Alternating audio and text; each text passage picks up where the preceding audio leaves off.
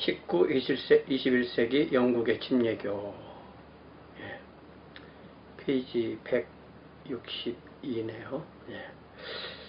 19세기 동안에 영국 안의 침례교의 영향력이 점차로 증대되었다. 그러니까 18세기에서 19세기로 넘어가는 사이에 윌리엄 캐리가 있고요. 윌리엄 캐리 이후에 700개의 교회가 2800개의 교회로, 교인 수는 40만에서 50만.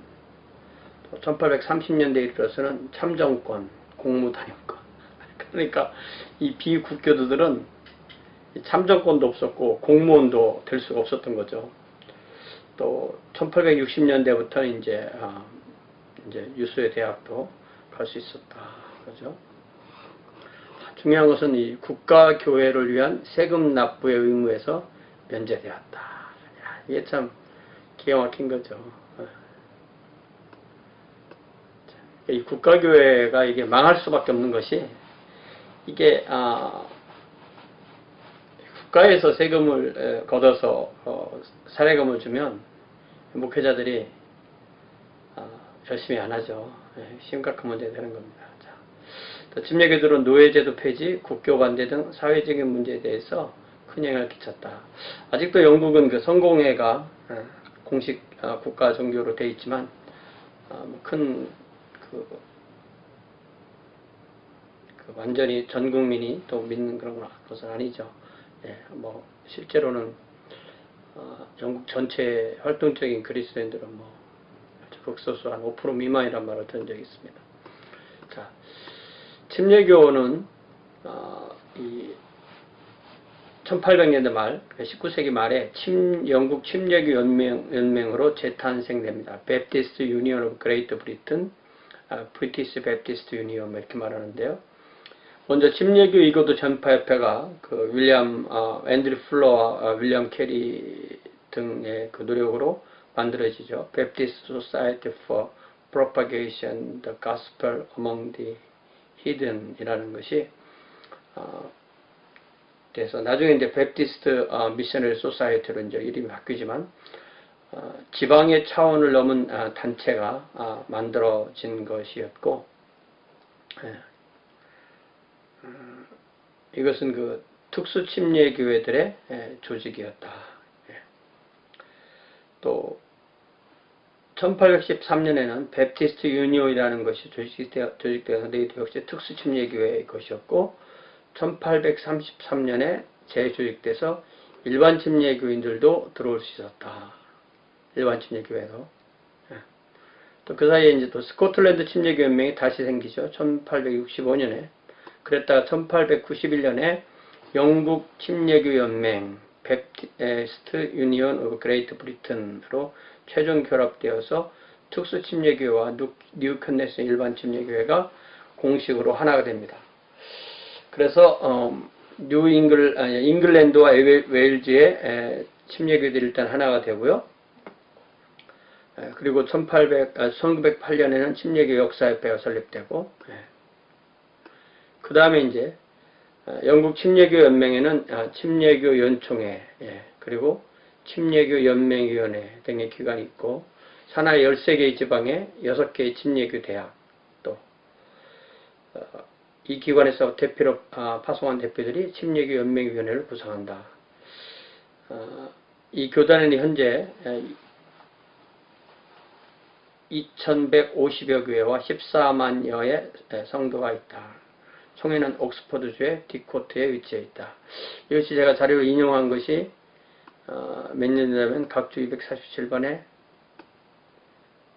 2012년에 인용한 거니까 그 사이에 좀 더 늘었기를 바라야 되는데, 이게 참 연단한 보장이 없죠. 오히려 더 줄 수 있습니다. 자, 19세기에 영국 침례교회의 주요 논쟁이 주의 만찬 논쟁인데, 이것은 개방성찬이냐 폐쇄성찬이냐, 그러니까 침례를 받은 사람들만 성찬에 참여하게 할 거냐, 아니면 세례를 받은 사람도 성찬에 참여할 것이냐. 그래서 침례교회 생길 당시에 헨리 제시는 개방성찬, 공개성찬, 또 공개회원권, 존 버년도 역시 공개성찬, 윌리엄 키피는 침수 침례를 받은 사람만이 참석할 수 있다는 거였죠. 잠시 전화 받겠습니다. 죄송합니다. Hi, Don. Hi.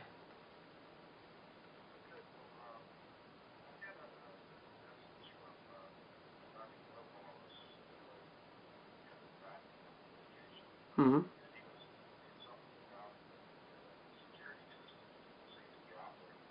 Yeah, it's good now. Now I fixed it with them. Yeah. Yeah, everything okay. Yeah. How are you? You everything good?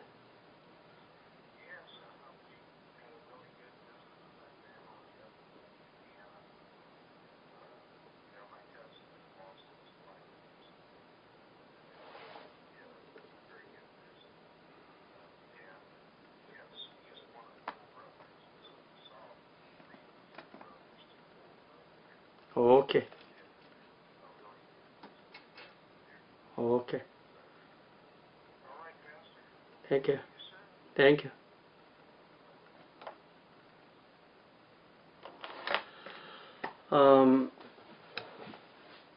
보통 이제 일반 침략이나 특수 침략의 대부분 폐쇄 성찬을 취하는 입장이었다. 이게 참 문제죠. 폐쇄 성찬, 공개 성찬.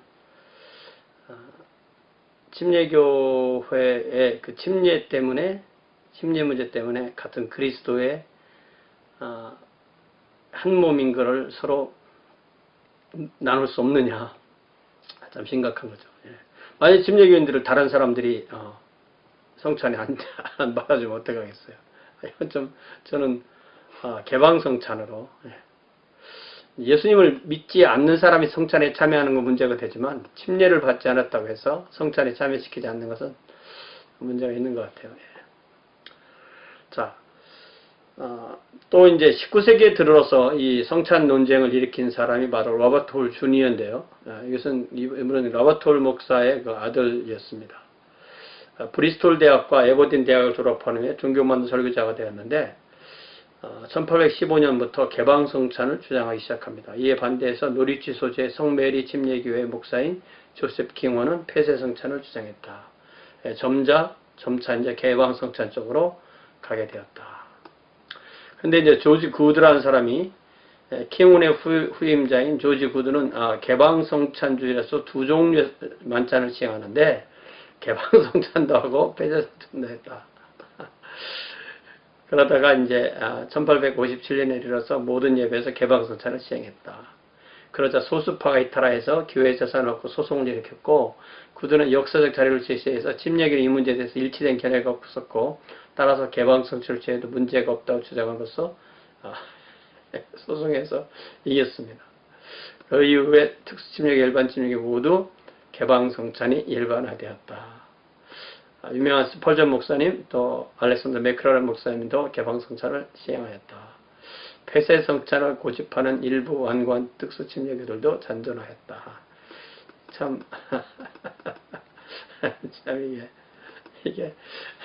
이게 그렇죠. 그 침례가 예수님이 그 첫 순종인데 이 침례부터 똑바로 순종하지 않는 사람들 과연 성실한 그리스도를 볼 것이냐 이런 질문을 받은 적이 있었는데 그 말도 일리가 있긴 하지만 그것 때문에 그리스도의 한 몸을 유지 못하는 건 안 되죠.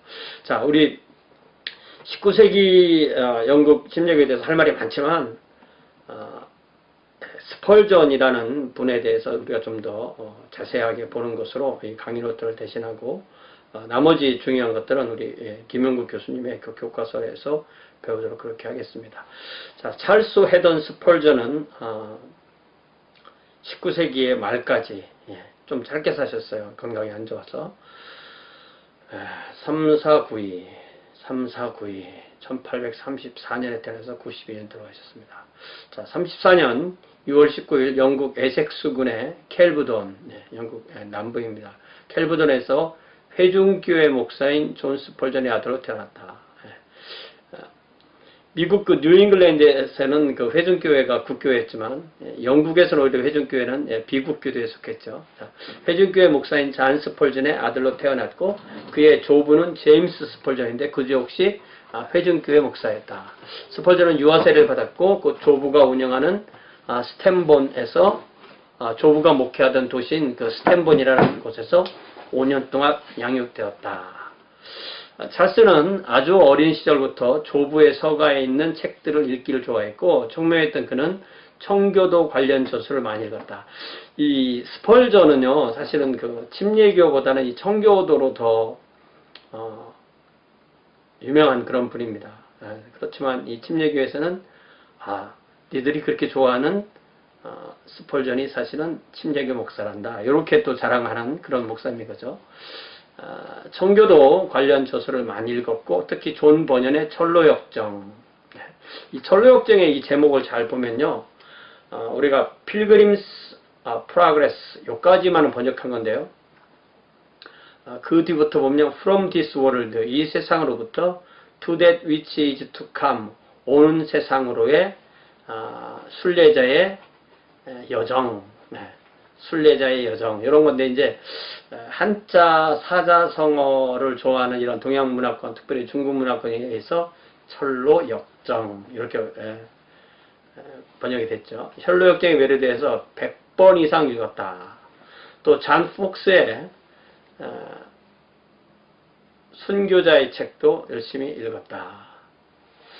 찰스가 부모에게 돌아온 후에 그의 가정은 콜체스터로 이주했는데 그의 아버지 잔 스펄전은 한 광산업자의 사무실에서 일하면서 주말에는 톨즈베리의 회중교회에서 목회한, 그러니까 부유하지 않은 거죠. 공립학교 제도가 정착되지 않았던 당시에 아버지는 아들에게 초중등 교육을 시키기 위하여 콜체스터에 있는 작은 학교와 스타웰 학교에 다니도록 그렇게 하였습니다. 찰스의 부모는 그가 14살 되던 해에 런던 남동쪽에 위치한 메이드스톤의 올 세인츠 농업학교, 올 세인츠 아그리컬처럴 칼리지, 세인트 어거스틴스 아그리컬처럴 칼리지. 요게 대학은 아닌 것 같아요. 고등학교나 전문대학 요 정도 수준인데요. 에서 그의 동생 제임스와 함께 공부하게 되었습니다. 찰스와 제임스의 삼촌이 이 학교의 교장이었고 이 둘은 그래서 교장선생님 집에 기숙하면서 학교에 다니는 그런 아주 강력한, 그 학교에서는 금수저 좀 됐겠네요. 찰스는 15살이 되었고 1849년 여름 뉴마켓에 있는 학교로 전학하게 됩니다. 뉴마켓, 새 시장. 그 당시에 새롭게 만든 시장이었나 보죠. 그러나 그는 커다란 죄의식과 영혼의 곤고함을 깨닫고 구원을 갈망했습니다. 그는 자신의 죄악에 대해서 이렇게 회고합니다. 나는 죄의 사악함을 자각하는 쓰라린 경험들을 다시 한번 겪기보다는 차라리 7년 동안 병을 앓으며 지내겠다. 자, 이게 이 찰스 에드 스펄전이 14살, 15살 때 이 죄에 대해서 이렇게 깊은 고심에 빠졌다는 것은 이건 마음의 죄인 거예요.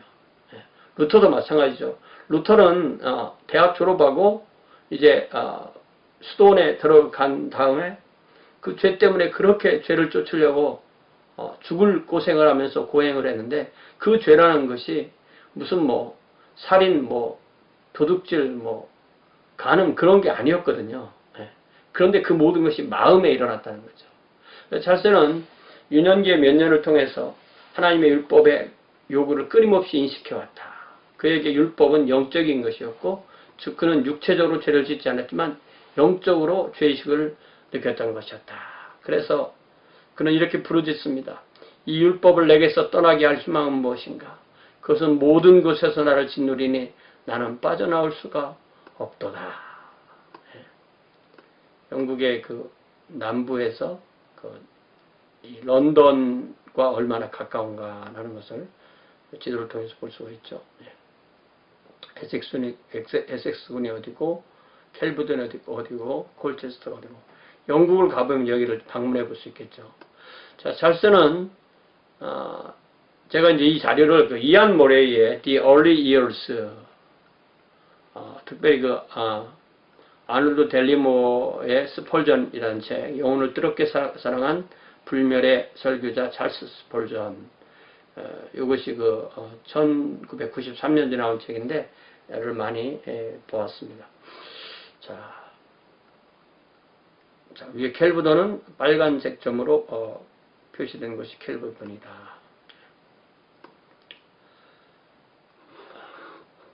이제 스펄전은 점점 하나님과 인간을 저주하는 마음을 갖게 되었고, 그 다음에는 하나님의 존재 자체를 거부하고자 하는 심각한 유혹에 빠졌고, 전국에는 그 자신은 자유사상가이며 궁극적으로는 무신론자라고 생각하는 시대까지 이르렀다. 그래서 이렇게 다시 고백합니다. 나는 차라리 인간으로 창조되기보다는 개울이나 두꺼비로 창조되었기를 더 원했다. 내 생각에 가장 미천한 생물체일지라도 나보다 훌륭해 보였다. 왜냐하면 나는 전능하신 하나님에게 죄인이었기 때문이다. 이 죄를 자각하지 않으면 그리스도의 그 필요성이 없어지게 되는 거죠. 그래서 구원받는 과정에서 반드시 죄의 자각이 필요하게 되는 것입니다. 자, 그는 여러 교회에 참석하여 설교를 들었으나 설교자들은 하나님의 거룩한 능력, 하나님의 율법, 혹은 하나님의 그리스도의 그리스도의 삶, 그리스도의 삶, 그리스도인의 삶일 것 같은데요. 그리스도인의 삶으로 고치겠습니다. 그리스도인의 삶에 대해서 그리스도의 생애, 이게 좀 애매하네요. 에 대해서 하나님의 거룩한 능력, 하나님의 율법, 이게 뭔지 모르겠네. 그리스도의 생애, 그리스도의 생애, 이렇게 먹어줄까요? 말이 좀 잘 안 돼요. 에 대해서 설교했다. 찰스는 자신이 어떻게 하나님 앞에서 죄를 용서받을 수 있는가를 알기를 원했고, 정작 그 답을 주는 설교를 듣지 못하였습니다. 그리하여서 찰스는 청소년기 회심 이전의 삶을 이렇게 토로합니다. 나는 해를 거듭할수록 지옥의 가장자리에 놓여있는 것 같은 느낌을 받았다. 나는 너무나 불행했고 낙담했고 절망하였다. 나는 지옥을 꿈꾸었다. 나의 생애는 슬픔과 비참함으로 가득 찼었으며 나는 하나님께 버려졌다고 느꼈다. 자, 이제 1849년 12월 뉴마켓 학교에 열병이 발생해서 임시로 휴교가 내려집니다. 이때 겨울인데요. 찰스는 크리스마스 기간을 집에서 지내기 위해서 콜체스터로 돌아옵니다. 15살의 스펄전은 1850년 1월 6일 주일 오전에 교회에 가려고 문을 나섰습니다. 그러나 심한 눈 폭풍과 궂은 날씨로 인하여 가려고 하려던 교회에 도저히 갈 수가 없었고, 그래서 아틸러리 스트리트에 있는 원시 감리교회 채플로 들어가게 됩니다. 이 원시 감리교회가 감리교회가 아니라 플리머스 형제단의 교회에 속하는 것 같아요. 제가 지난번에 번역한 책에서 그렇게 본 것 같습니다. 자, 만약 어느 주일날 아침 내가 예배를 드리기 위하여 어느 교회에 가고 있는 동안에 눈폭풍을 보내주신 하나님의 자비하심이 없었다면, 이런 게 이제 역설이죠. 나는 아직도 어둠과 절망 속에서 머물렀을까라는 생각을 가끔씩 한다. 나는 골목길을 지나서 한 작은 원시 감리교회 예배당으로 들어갔다. 자기가 원래 가려던 교회가 아니라 눈폭풍이 왔기 때문에 그냥 아무 교회고 그냥 눈앞에 있는 교회로 들어갔다는 얘기죠. 한 작은 원시 감리교회 예배당으로 들어갔다. 그곳에는 18명 정도가 있었을 것이다. 나는 원시 감리교회에서 원시 감리교회 성도들에 대하여 애차를 빼야 되겠네요. 원시 감리교회 성도들에 대하여 들은 적이 있었는데, 그것은 그들이 얼마나 찬송을 크게 부르는지 듣는 사람들이 머리가 아프게 할 정도라는 것이었다. 그러나 그것은 내게 문제가 되지 않았다. 나는 어떻게 구원받는지에 대해서만 알기를 원했다. 그 교회의 목사님은 그날 오지 않으셨다. 내 생각에는 눈 때문에 길이 막혔던 것 같다. 그러니까 찰스도 자기가 가려던 교회를 못 갔고, 그 원시감리교회도 오시려던 목사님이 못 왔고, 막 우연히 몇 개가 겹치는 거죠. I sometimes think I might have been in darkness and despair until now, had it not been for the goodness of God in sending a snowstorm on one Sunday morning while I was going to a certain place of worship. I turned down a side street and came to a little primitive Methodist church. In the chapel there may have been a dozen or 14 people. I had heard of primitive Methodists how they sang so loudly that they made people's headache. But that did not matter to me. I wanted to know how I might be saved. The minister did not come that morning. He was snowed up, I suppose. 예, 그런 말이죠. 이게 한국말 한번 읽고 영어로 한번 읽으면 조금 내용이 더 자세하게 들어오죠.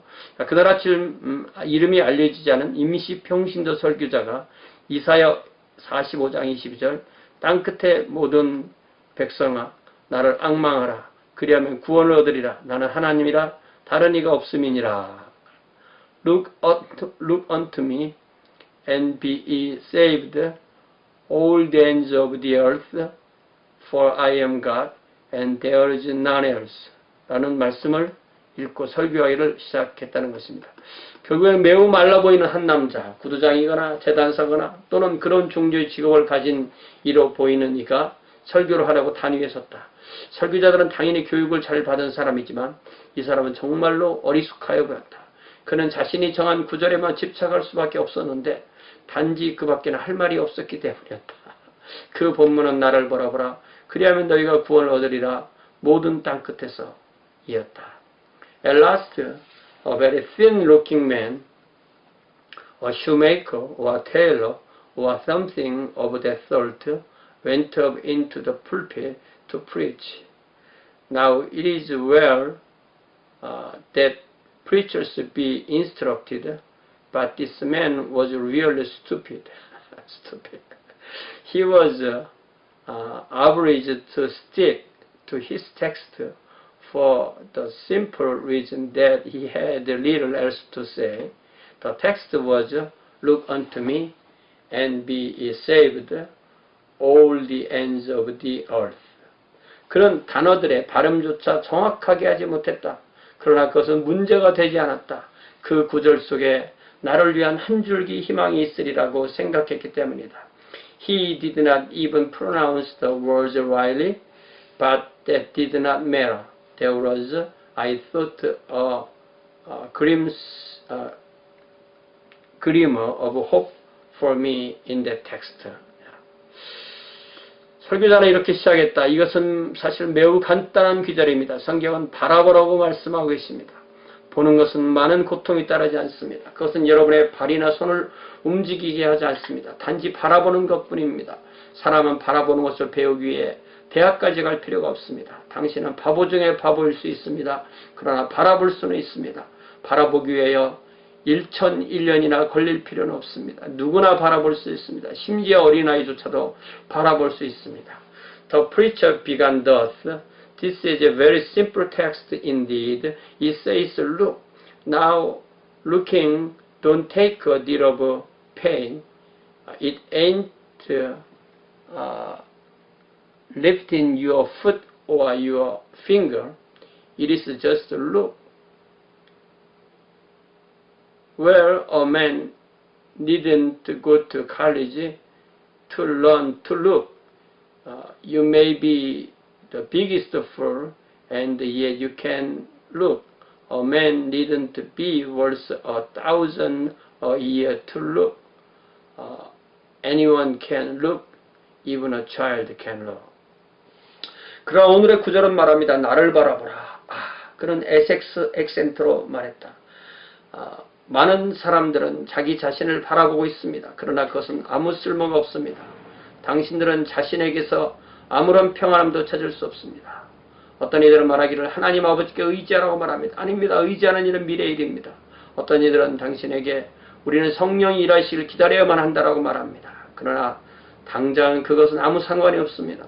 단지 예수님을 바라보십시오. 성경은 나를 바라보라고 말씀하십니다. 그거죠. 성령님께서 일하시기를 기다려라. 이거 필요 없다는 얘기죠. 그런 얘기가 필요 없다는 얘기죠. But then the text says, look unto me. Yeah, he said, broad Essex. Many on are looking to yourselves, but it's no use looking there. You will never find any comfort in yourselves. Some say, look to God the Father. No, look to him by and by. Jesus Christ says, look unto me. Some on it say, you must wait for the Spirit's working. You have no business with that just now. Look to Christ. The text says, look unto me. 그 다음에 그 훌륭한 설교자는 그 구절에 대하여 다음과 같이 이어나갔다. 나를 바라보라. 내가 수많은 핏방울을 흘리고 있노라. 나를 바라보라. 나는 십자가에 매달려 있노라. 나를 바라보라. 나는 죽었고 묻혔노라. 나를 바라보라. 나는 다시 살아났노라. 나를 바라보라. 나는 하늘로 들림을 받았노라. 나를 바라보라. 나는 아버지의 오른편에 앉아 있노라. 오 불쌍한 죄인이여, 나를 바라보라. 나를 바라보라. Then the good man followed up his text in this way. Look unto me. I am sweating great drops of blood. Look unto me. I am hanging on the cross. Look unto me. I am dead and buried. Look unto me. I rise again. Look unto me. I ascend to heaven. Look unto me. I am sitting at the Father's right hand. O poor sinner. Look unto me. Look unto me. 마치 나의 마음속에 모든 것을 알고 있는 듯이 나에게 눈을 고정시키며 그는 말했다. 젊은이여, 당신은 매우 비참해 보이는군요. 글쎄, 나는 실제로 그랬다. 그러나 개인적으로 나에 대해서 설교단 위에서 언급되는 것에는 익숙하지 않았다. 아무튼 그것은 전곡을 찌르는 충격이었다. 그는 계속했다. 그리고 당신은 앞으로도 항상 비참할 것이요. 살아서 비참하고 죽어서도 비참할 것이요. 만약 당신이 이 구절을 따르지 않는다면, 그러나 당신이 지금 바로 이 순간에 복종한다면 당신은 구원을 받을 것이요. 그 후 손을 위로 올리고는 원시 감리교회 교인만이 할 수 있는 그런 식으로 그는 외쳤다. 젊은이여, 예수 그리스도를 바라보시오. 바라보시오. 바라보시오. 바라보시오. 당신을 할 일은 바라보고 사는 것뿐이요. 참 기가 막힌 설교죠. Just fixing his eyes on me, as if he knew all my heart, he said, Young man, you look very miserable. Well, I did, but I had not been accustomed to have remarks made from the pulpit on my personal appearance before. However, it was a good blow, struck right home. He continued, and you will always be miserable, miserable in life, and miserable in death, if you don't obey my text. But if you obey now, this moment you will be saved. Then, lifting up his hands, he shouted, as only a primitive Baptist could do, Young man, look to Jesus Christ. Look, look, look. You have nothing to do but look and live. 나는 즉시 구원의 길을 보았다. 나는 그가 말하는 모든 것들을 알지 못했지만, 대부분 주의를 기울이지 않았지만, 하나의 생각이 온통 나를 감쌌다. 나는 수십 가지 일을 하기를 기다려왔지만, 바라보라는 그 단어를 들었을 때 얼마나 감미로웠는지, 나는 나의 눈이 빠져나갈 정도로 바라보았다. I saw at once the way of salvation. I know not what else he said. I did not take much notice of it. I was so possessed by that one thought. I had been waiting to do 50 things, but when I heard that word, look, what a charming word it seemed to me. I looked until I could almost have looked my eyes away. 그때 그곳에서 구름은 거치었다. 어둠은 굴러가고 그 순간에 난 태양을 보았다. 즉시 일어서서 그들 중 가장 열성적인 이들과도 같이 그리스도의 소중한 비와 그만을 바라보라는 간단한 진리를 찬송하고 싶을 정도였다. 찬송했다는 건 아니네요. 그죠?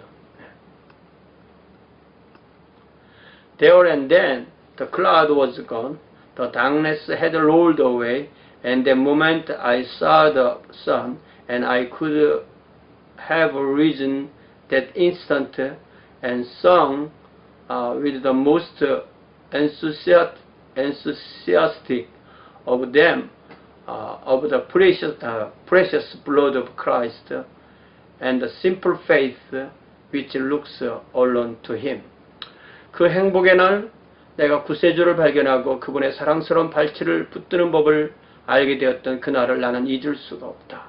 나는 하나님의 말씀에 귀 기울였고 그 소중한 귀절은 나를 그리스도의 십자가로 인도했다. 그날의 기쁨은 형언할 수 없었음을 나는 증언한다. 나는 뛰어오르고 춤을 출 정도로 기뻤다.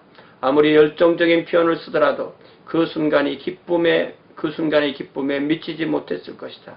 그때 이후 그리스도인으로서의 많은 경험의 나날들이 지나갔지만 첫날에 느꼈던 눈부신 환희만큼이나 충만한 위안을 느끼게 했던 날은 없었다.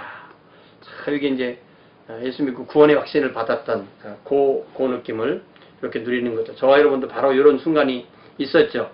That happy day when I found the Savior and learned to cling to His dear feet was a day never to be forgotten by me.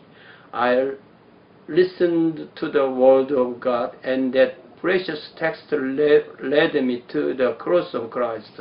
I can testify that the joy of that day was utterly incredible, indescribable. I could have leaped, I could have danced. There was no expression, however fanatical, which would have been out of keeping with the joy of that hour.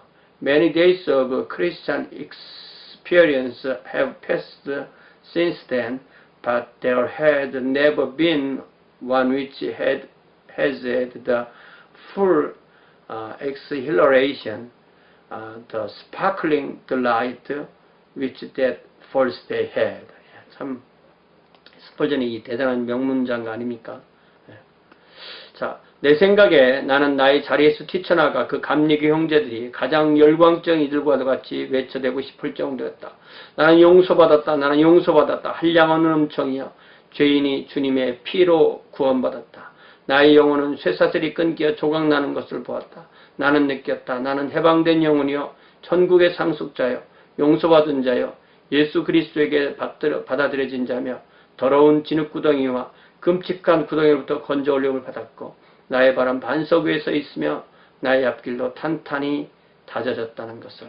I thought I could have sprung from the seat in which I sat and had called out with the wildest of those Methodist brethren, I am forgiven, I am forgiven, a moment of grace, a sinner saved by blood. My spirit saw its chains broken to pieces. I felt that I was an emancipated soul. 네. emancipate라는 게 해방됐다는 뜻이죠. emancipation 하면 노예 해방 이렇게 쓰는 거죠. Soul and heir of heaven, a forgiven one, accepted in Jesus Christ, plucked out of the miry clay and out of the horrible pit, with my feet set upon a rock and my goings established. 그 예배당에 들어갔던 10시 반과 다시 집으로 돌아왔던 12시 반 사이에 나에게는 분명 하나의 변화가 있었다. 정확한 일시를 기억하는 거죠. 단지 예수님을 바라보는 것만으로 나는 절망으로부터 건짐을 받았다. 나는 너무도 기쁜 마음이 되었기에 가족들이 나를 보았을 때 이렇게 말했다. 뭔가 놀라운 일이 내게 일어났구나. 나는 그들에게 말해주고 싶어 미칠 지경이었다. 오, 집안의 장자가 구세주를 발견하고 구원을 받게 되었다는 것을 모두가 들었을 때 그날 가정에는 온통 기쁨이 넘쳤다. 그러니까 이게 대대로 목사님 자녀이지만 이 구원의 확신을 이 부모가 주기 위해서 힘들었던 거죠. 예. 자, between 10:30 o'clock when I entered that chapel and 12:30 o'clock when I was back again at home, what happened had taken place in me.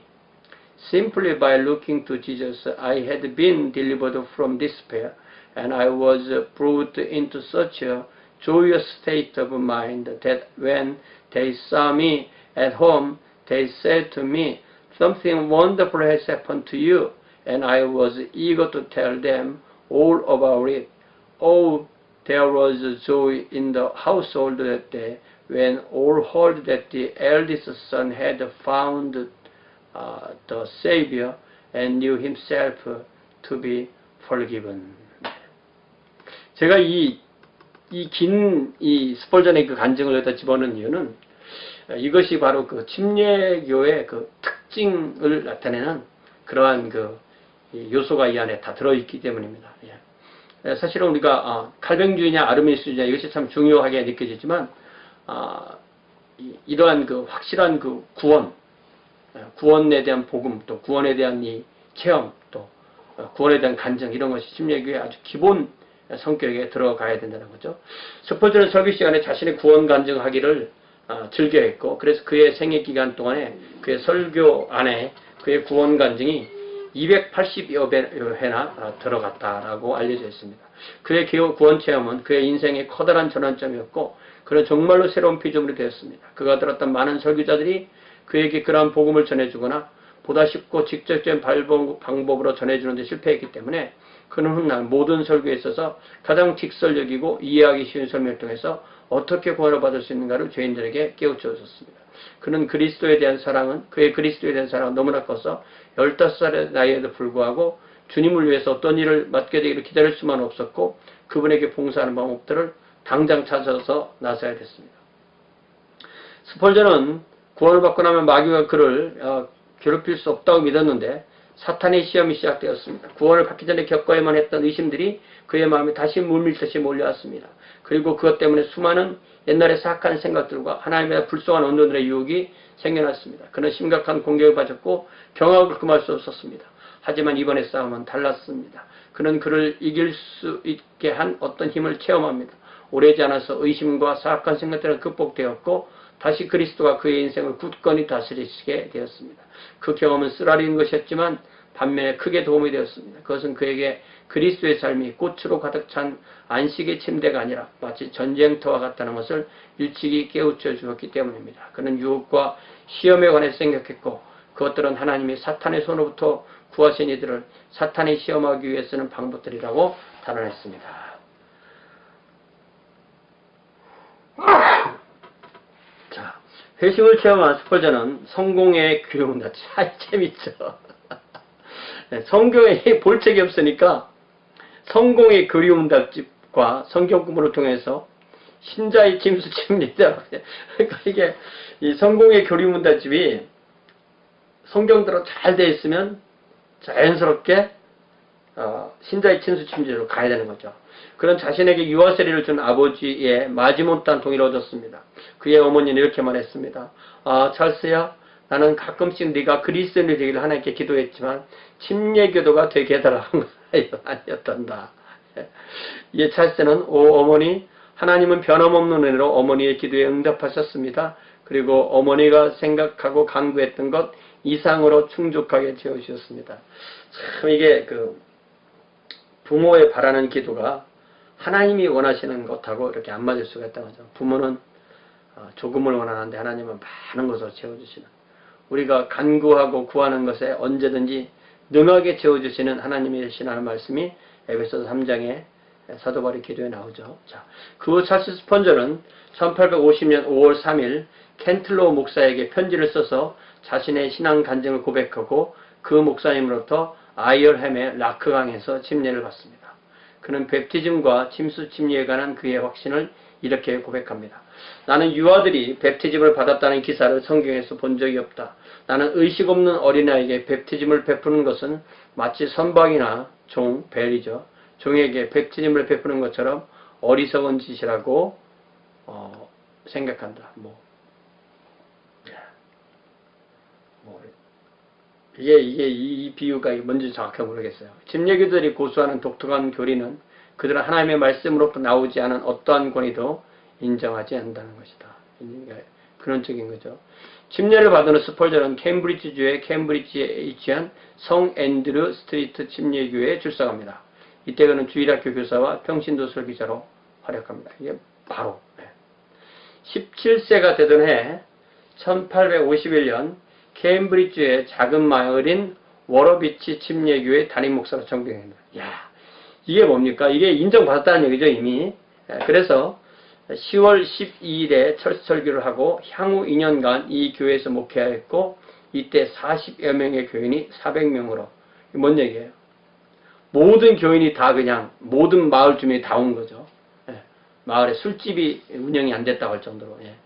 자, 스펄전은 아버지 스펄전은 그 아들 스펄전 잘스에게 최고의 교육을 제공하기를 원합니다. 그래서 당시 유명한 스탠리 대학 1752년에 생긴 1825년부터 리전트파 칼리지로 리전트파 칼리지는 바로 이 침례교 대학의 하나인데 옥스포드에 속한 그런 대학입니다. 학장과 면담을 주선합니다. 그러나 면담 장소에서 이 둘은 한여의 실수로 서로 다른 방에서 기다리다가 만남이 성사되지 못합니다. 그때부터 이제 공부 안 한 거죠. 그 후 스펄전은 그의 마음에 들리는 너 자신을 위해 훌륭한 것을 구하는가? 그것들을 버려라 라는 하나님의 음성을 듣고 대학의 교육을 포기합니다. 후에 그는 이 일을 가리켜 하나님의 손에 의한 한여의 실수다. 그러니까 스펄전은 대학을 나오지 않았다 이거죠. 물론 안수도 받지 않았습니다. 신학 공부도 안 했고 대학도 나오지 않고 안수도 받지 않고 그 농업고등학교하고 뉴마켓의 학교에서 공부한 것이 다이죠. 자, 1853년 19살의 스펄전은 런던의 뉴파크 스트리트 침례교회, 뉴파크 스트리트 베프티스트 처치, 벤자민 키치, 존 길, 존 리펀, 이 사역했던 그 교회로부터 한 주일만 설교해달라는 초청을 받았습니다.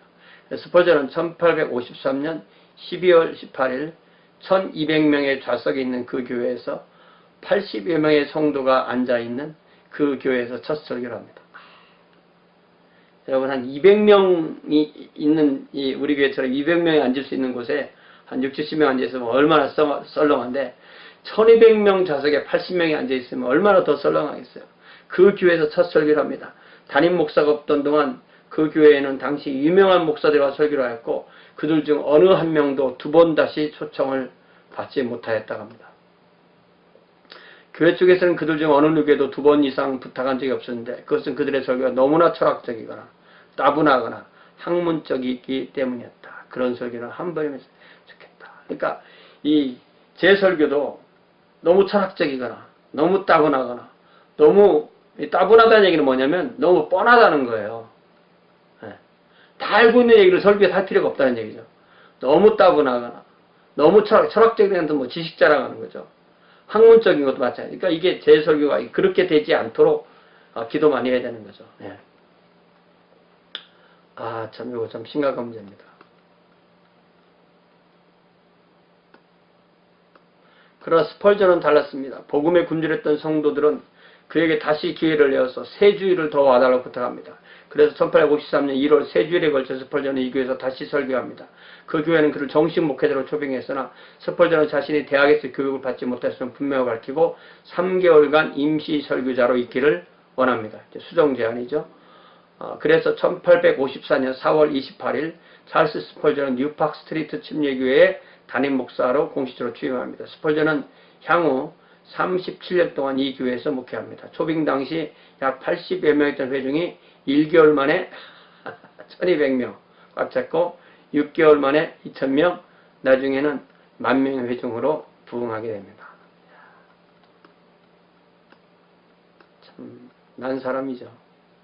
스펄전은 목사로 안수받기를 상합니다. 또한 그의 이름 앞에 훈칭으로 레버런드라고도 쓰지 못하게 합니다. 그는 이 칭호를 로마 가톨릭 교회의 잔재로 보았습니다. 대신 그는 패스터란 말을 즐겨 사용합니다. 뉴파크 스트리트 침례교회가 회중을 감당하지 못하자 증축을 하게 되었고 증축하는 동안에 엑스터 홀에서 모이게 됩니다.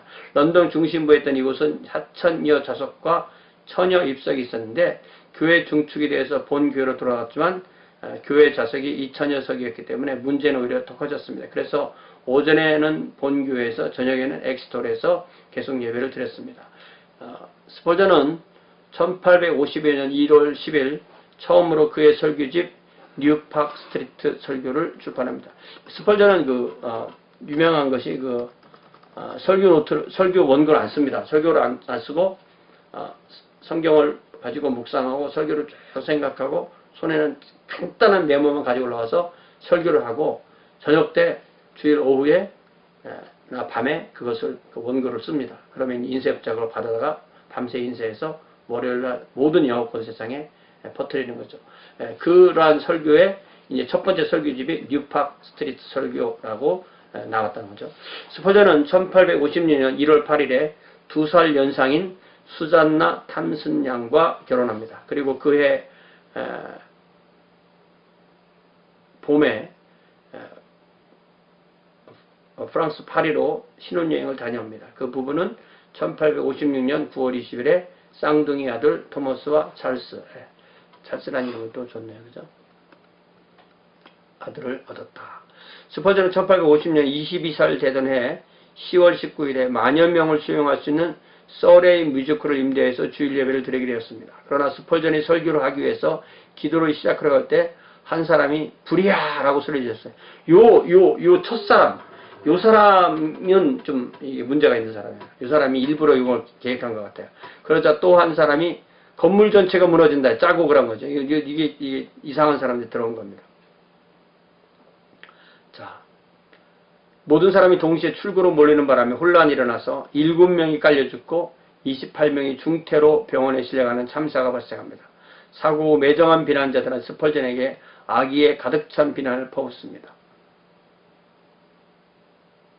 자, 우리는 교회와 극장을 아주 멀리 분리시켜야 된다. 본인조차도 모든 바른 가치관을 가진 이들의 손에 채찍을 주어 사회로부터 그 사악한 신선모독의 장본인들이 호되게 꾸짖어 내쫓아야 된다. 주일 저녁 죽은 자와 죽어가는 자들의 비명소리 위로 불구가 되고 고통을 못 이기던 참상의 울부짖음보다 더 큰 소리로 스펄전의 입으로부터 울려 퍼지던, 그리고 최근에 만신창이된 시체들이 그 불경스럽고 지옥적인 현장에 실려나가고 있을 때 남편들은 그의 아내를 찾고 아이들은 어머니를 찾아 헤매는 최악의 고통과 절망의 순간에 헌금하게 떨어지는 동전의 소리는 진실로 희망하는 바, 지금 이 순간까지 스펄전 씨와 그의 신도들을 가장 추악한 모멸로 생각하는 이들에게 있어서 매우 거칠고 비참하리만큼 거슬리게 들릴 뿐이다.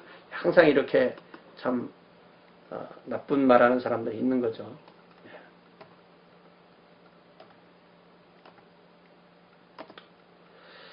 자, 사고 후 한 주 설교를 쉰 스펄전은 서레이 뮤지컬을 아침 예배 장소로 사용하고 저녁 예배는 다시 뉴팍 스트리트 교회에서 예배를 드립니다. 스펄전은 자신의 그 설교를 들으러 오는 회중들을 위해서 감당할 수 있는 건물을 짓기를 원했고, 그래서 1856년 6월에 메트로폴리탄 태버네클 건축을 위한 위원회가 발족됩니다. 이렇게 사고가 나오고 난 이후로 스펄전은 이 설교의 좌석을 팝니다. 돈을 받고. 왜냐면은 안 그러면 너무 사람이 많이 올려오니까 이게 감당이 안 되니까 그런 방식을 했다고 그러죠. 같은 해인 1850년 스펄전은 목회자 양성대학 더 패스터스 칼리지를 교회 안에 설립하게 됩니다. 이 학교부터 약 900여 명의 이상의 목회자 선교사들이 배출됩니다. 1857년 10월 7일 스펄전은 크리스탈 팔레스에서 23,654명에게 설교하는 것은 기록을 남겼는데, 그것은 이때까지 영국과 유럽과 전 세계에서 설교를 듣기 위해서 모인 인원으로 최고의 기록으로 남게 됩니다. 오늘날 여기가 훨씬 더 많이 모이죠. 100만 명 이렇게 모이기도 하죠. 실제로는 오늘날이 그래도 기독교의 부흥의 시기고, 그 부흥이 일어나는 그 장소는 주로 지역은 아프리카하고 남아메리카죠. 우리가 이것을 꼭 기억해야 됩니다.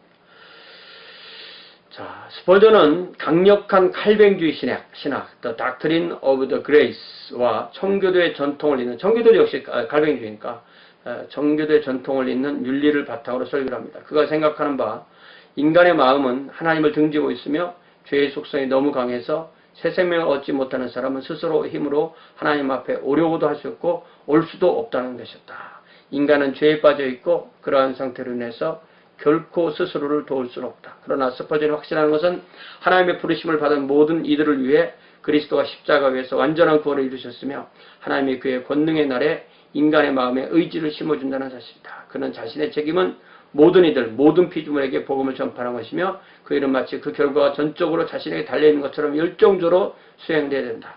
그는 구원은 주의 뜻임을 알고 있었고 말씀은 성직을 수행함에 있어서 헛되이 돌아가지 않으며 하나님의 영혼을 구원하는데 그것을 시원하다. 그러니까 설교자들은 사람을 구별하지 않고 일반 소명으로 모든 사람에게 벌금을 전하면 하나님께서 유효 소명으로 택정하심 입은 사람들을 택하셔서 구원하신다 그거죠. 1861년 6,000석을 가진 예배당을 신축해서 메트로폴리탄 태버나클로 명명하여 사망할 때까지 사역하게 됩니다. 스펄전은 사망할 때까지 3,544편의 설교를 63권의 저서로 출판합니다.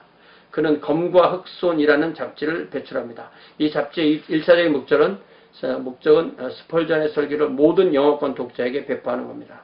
아까 말했듯이 스펄전은 주중에 설교 준비를 충분히 하고 설교 시간은 한 손에 들어갈 정도의 작은 종이에 쓴 메모지만 가지고 설교합니다. 그리고 주일 저녁에 설교를 다시 회상해서 원고를 쓰면 그 밤에 인쇄해서 월요일이면 전 세계의 영어권 독자들에게 배달됩니다. 그의 설교는 수십여 가지 언어로 번역되어 전 세계의 그리스도인에게 읽힙니다. 우리도 인터넷에 들어가면 이 모든 설교를 다 볼 수가 있는 거죠. 자, 거기에 이제 메트로폴리탄 태버나클.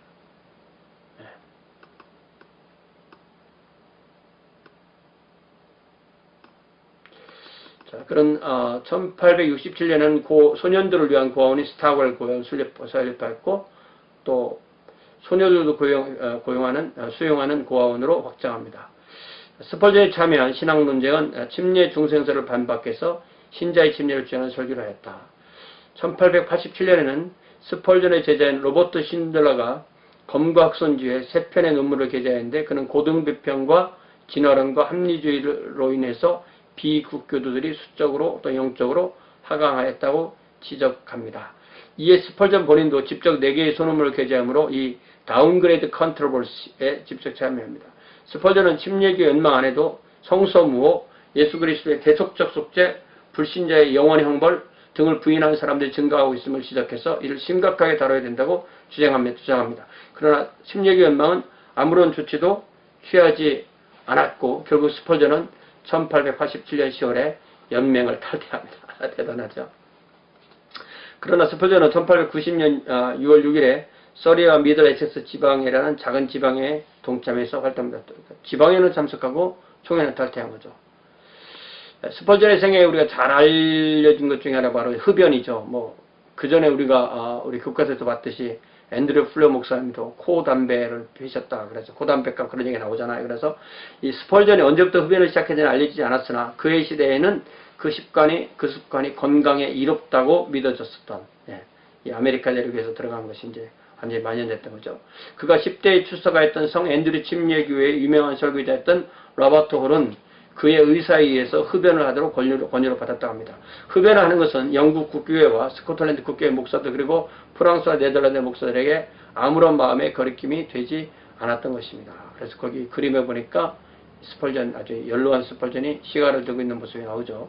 그러나 1874년 미국에서 스펄전의 교회를 방문한 조지 펜테코스트 박사가 흡연의 죄악성과 자신이 어떻게 흡연을 끊을 수 있었는지 자신의 설교 중에 간증을 합니다. 이에 대해서 스펄전은 이렇게 반응합니다. 오 사랑하는 친구들이여, 어떤 사람이 하나님의 영광을 위하여 하는 행동이 다른 사람에게는 죄가 될 수 있음을 여러분은 잘 알고 있습니다. 그리고 펜테코스트 형제가 말했음에도 불구하고 나는 오늘 잠들기 전에 하나님의 영광을 위해 훌륭한 시가 하나를 태울 예정입니다. 그래서 하나님의 영광을 위해서 시가를 태운다, 유명한 말이 된 거죠. 만약 누군가가 너희는 담배를 피우지 말라는 성경의 계명을 내게 보여준다면 나는 그 습관을 버릴 준비가 되어 있습니다. 그러나 나는 그런 명령을 아직 본 적이 없습니다. 무엇이든지 믿음에 의하지 않은 것은 죄니라. 이 로마서 말씀 이것이 나의 펜테코스테 형제가 말한 것의 진정한 요점입니다. 어떤 이가 자신의 구두를 검게 칠하는 것을 죄라고 생각했다면 그가 그것을 하얗게 칠하도록 내버려 두십시오. 나는 내가 하는 어떤 행위도 부끄러워하지 않습니다. 이게 중요한 거죠. 부끄러운 게 죄니까. 그러나 나는 하나님의 영광을 위해서 담배를 피울 것입니다. 그러나 스펄전은 사망하기 2년 전쯤에는 흡연을 완전히 끊은 것으로 보입니다. 아마도 그때에는 그 습관이 예상했던 만큼이나 자신에게 건강에 도움이 되지 않았음을 알았기 때문입니다. 스펄전의 생애 많은 동안 술도 음료수와 같이 생각하며 마셨습니다. 그의 시대에 순수한 식수를 얻는 것도 어려웠고 오염을 방지하기 위해서 맥주와 에이어를 식사 때 사용했다고 합니다. 그가 런던에 온 지 얼마 지 않아서 맥주, 와인 그리고 브랜디를 맛볼 수 있었지만 그 사용은 매우 절제된 양이었다. 그는 이 습관에 대해서도 흡연과 마찬가지로 숨긴다거나 부인하고자 하는 의도가 전혀 없었다. 참, 그러니까 이게 건강에 좋지 않은 거죠. 뭐 술도 사실 건강에 좋을 수가 없고 담배도 마찬가지죠. 스펄전은 그래서 말년에 관절염, 류마티즘이죠. 류마티즘 관절염은 아주 힘든 겁니다. 통풍, 가웃, 이것도 뭐 통증이 바람만 불어도 통증이 있다는 거잖아요. 그 다음에 심장염, 브라이트스 디지즈 등으로 심한 고통을 당했고 그의 니스 근처에 있는 망통에 가서 휴양하다가 그곳에서 1892년 1월 31일 57세로 부름을 받았다. 이렇게 되어 있네요. 참 이 스펄전의 생애를 보면 참 불꽃 같은 그 설교자의 삶을 사는 거죠. 그리스도교 역사에서 설교자를 5명 골라라. 그러면 그 중에 한 명이 스펄전은 반드시 들어가는 거죠. 자, 스펄전은 복음주의적 칼뱅주의자인데요. 칼뱅주의는 복음주의적이어야 돼요. 복음주의적이 아니면 고등칼뱅주의가 되는 것이고 고등칼뱅주의는 사실 신학 안에서 쓸 자리가 없습니다. 자, 잔 클리포트는 일반 침략에서 가장 알려진 인물이었고 런던의 웨스트보른 박 침례교회에서 사역했다. 그는 일반 침례교회 잡지도 편집했고 국교를 위한 세금 징수 반대 운동도 참여했다. 자, 88년에 6개종의 신앙 고수를 고백했는데 성서의 신적 영광과 권위, 인간의 타락과 제약된 상태, 그리스도의 신성, 성육신, 부활, 희생적 중보사역, 이신득이 중생과 성화에 나타나는 성령의 사역, 부활과 최후의 심판. 특별한 게 없는 거죠. 스펄전은 이 신앙 고백을 환영했으나 6번째 조항은 해변 없는 바닷가와 같다. 무슨 얘기예요? 갑갑하다는 거죠. 자, 그는 침례교 연맹 부회장, 또 침례교 연맹 회장을 역임했고, 또 침례교 연맹을 하는 동안에 특수침례교, 일반 침례교 공식적 합병이 이루어졌고, 이게 중요한 거죠. 잔 클리포트의 생애 중에서는. 그는 고등비평을 받아들였고, 그가 침례교 회장에 재직할 동안 스펄전이 이 연맹을 공식적으로 탈퇴한. 그러니까 스펄전하고 관계가 안 좋은 거죠. 클리포트는 1898년 자유교회 협의회, 프리 처치 카운슬, 이게 이제 신자들의 교회를 의미하는 겁니다. 또 그는 1905년 침례교 세계 연맹이 결성되었을 때 초대회장. 그러니까 대단한 사람인 거죠. 자, 침례교 세계 연맹, 이건 아직도 활발하게 보입니다. 베프티스트 월드 얼라이언스. 자, 알렉산더 맥크랄렌이 바로 그 유명한 그 침례교회 설교자였죠. 알렉산더 맥크랄렌은 맨체스터의 유니온 채플에서 40여년간 목회합니다. 그는 설교자의 개인적인 경건을 강조했습니다. 다른 활동은 거의 하지 않고 주로 강해 설교에 집중합니다. 구약과 신약을 원어로 설교하고 17권으로 재판된 성경의 강해는 아직도 설교자들에게 금광과 같은 자료이다. 그는 영국 침례교 연맹의 회장을 2차례 역임했고 세계 침례교 연맹 결성 당시 사회자로서 역할을 했다.